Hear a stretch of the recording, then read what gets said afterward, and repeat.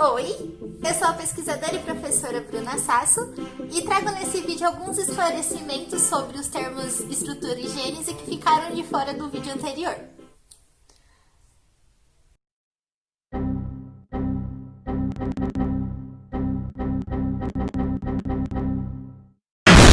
Para gravar o vídeo que foi publicado no YouTube foi um desespero total. Porque foi caminhão de laranja passando, moto barulhenta que foi e voltou diversas vezes na rua. Eu entrei em desespero, eu quase chorei de verdade. Pensei em desistir, mas a querência de compartilhar esses conhecimentos com vocês foi maior e estamos aqui. É isso mesmo, Daniel? Inventar e largar mão de ser besta. Então, nesse vídeo, eu abordo dois aspectos dos termos que eu defini no vídeo do YouTube e que ficaram de fora e que são muito importantes para a melhor compreensão da teoria do Piaget. O primeiro aspecto sobre o termo estrutura é que, definindo-o como sistema com leis ou propriedades de totalidade, né, e também cujos elementos também possuem leis e propriedades de totalidade, e por isso também são subsistemas, é algo muito tênue, é algo muito dialético essa questão entre estrutura, sistema, subsistema, elementos, né? Meio que se misturam entre si. Eu não entendi o que ele falou.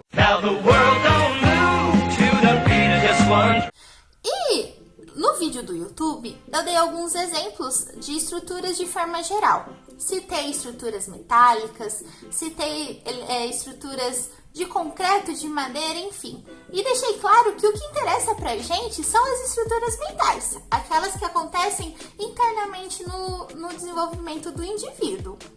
E para essas, tomo como exemplo, então, as estruturas matemáticas, que são diversas. Temos as estruturas topológicas, temos as estruturas de ordem, de grupo, de corpo, enfim, são muitas. E definindo o termo estrutura, é muito importante também falar sobre essas leis de totalidade. No caso da matemática, elas são rigorosamente reversíveis. Mas o que é reversível?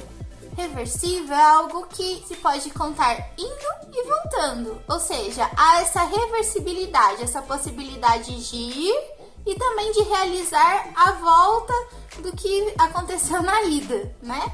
Um exemplo bem clássico na teoria é, por exemplo, a capacidade ou a possibilidade de você descrever um percurso da casa do João até a escola e conseguir também explicar esse mesmo percurso, só que de forma contrária, da escola à casa do João.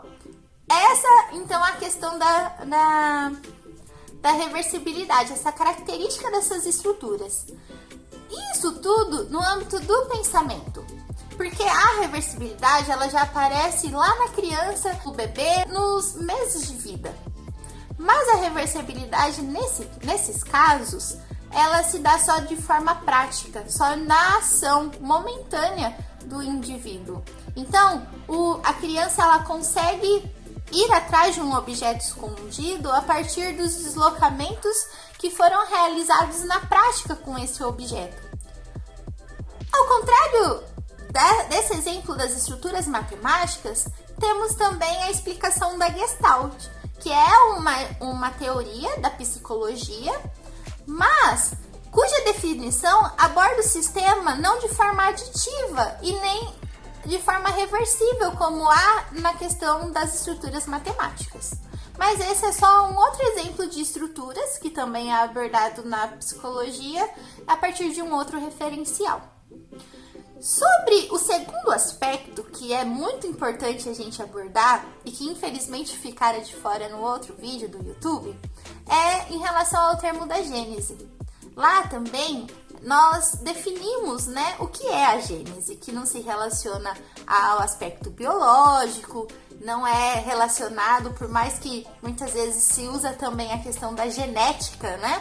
Por isso epistemologia genética e não gênese, epistemologia gênese ficaria estranho, né?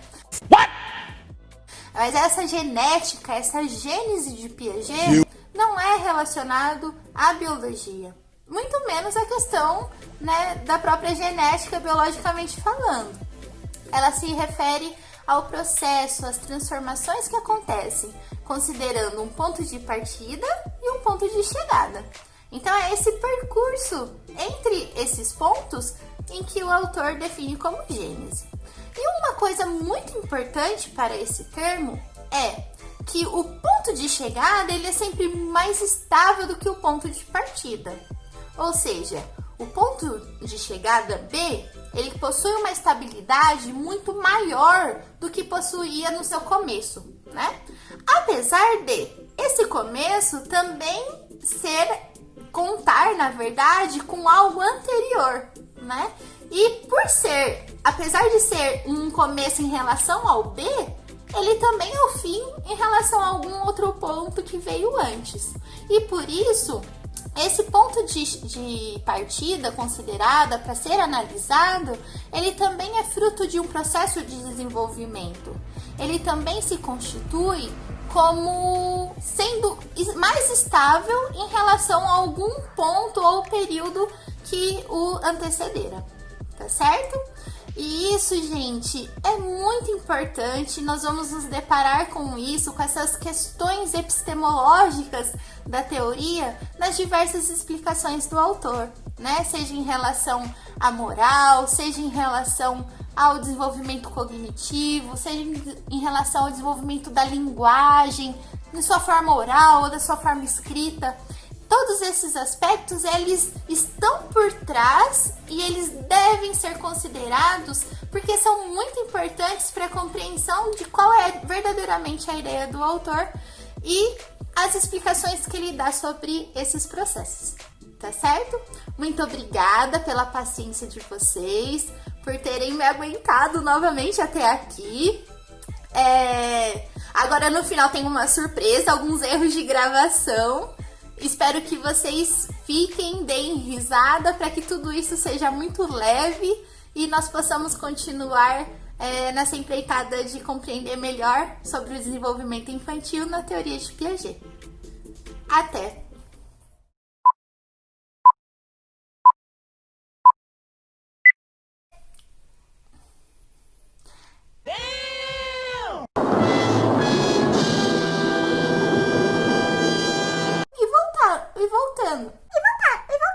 E voltando.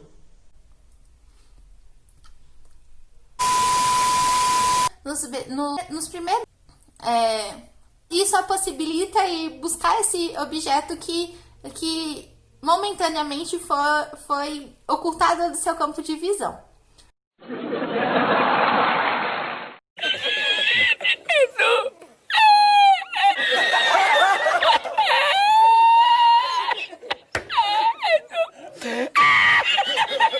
Y a veces la vente para ahí.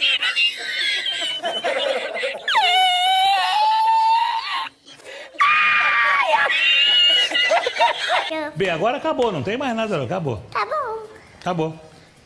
Tchau, gente. Um beijo na plateia linda.